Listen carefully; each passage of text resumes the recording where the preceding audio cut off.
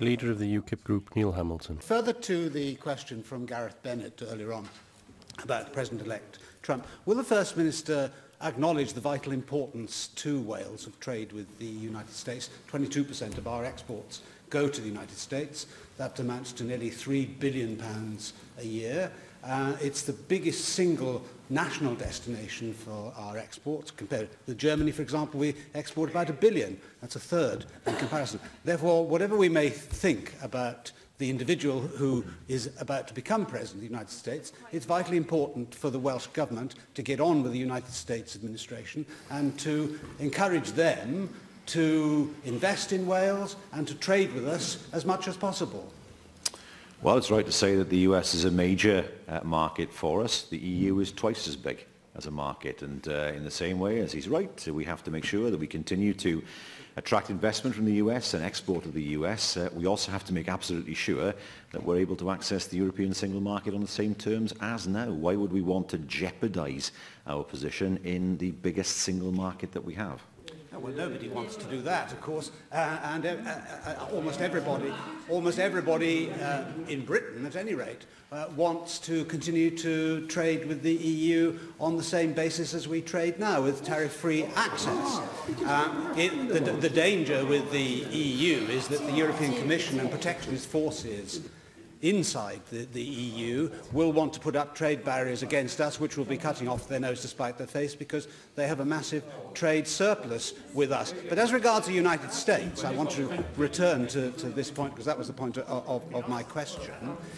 What is the Welsh Government going to do, regardless of the domestic policies of President Trump, to encourage the United States Government to build upon the natural inclination to be friendly to Britain and to encourage trade between us? President Trump has business interests in the United Kingdom. He is, as we know from what he has said, prepared to put Britain at the front of the queue in negotiation for a free trade agreement. What is the Welsh Government going to do to encourage that process forward? Well, he has said that he put America first, and any agreement with the UK will put America first, and that's what we must guard against in that respect. But we'll continue, as we have before, with our offices in the US, working with US companies and seeking to attract investment from the US. That will not change. Why would it change? I was surprised when he said that nobody's advocating tariffs, because I have heard people talking about tariffs. I heard David Davis talk about tariffs. I've heard Liam Fox talk about tariffs as if tariffs are unimportant. Why would we want to make it worse for us to access our biggest single market? That's completely senseless. In the same way, regardless of the political situation in the US, we will continue to work with US companies, to attract investment from the US and to promote Welsh produce in US markets. That won't change. Will the First Minister acknowledge that perhaps UKIP can assist in this process?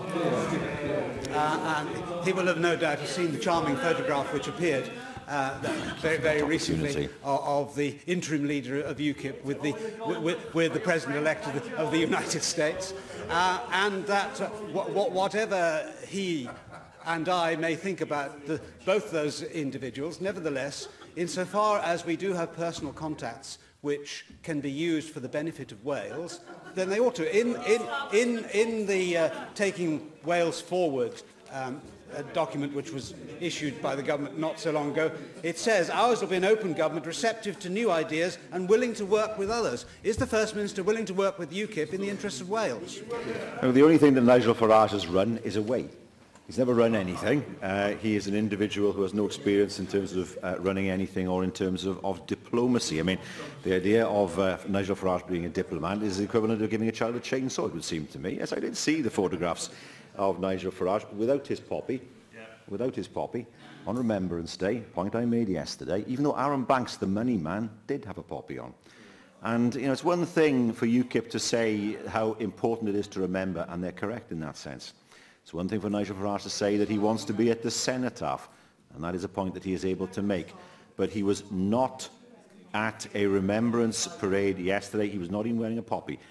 If Mark Reckless had done that, he'd have been criticised. If Neil Hamilton had done that, he'd have been criticised. If any one of us in this chamber had done that, then they would have been criticised. But the great Nigel is beyond criticism. Well, I'm afraid yesterday he was hoisted by his own petard. Somebody who lacks the wit to be photographed on Remembrance Sunday at an event grinning without a poppy does not deserve to be given any kind of diplomatic role.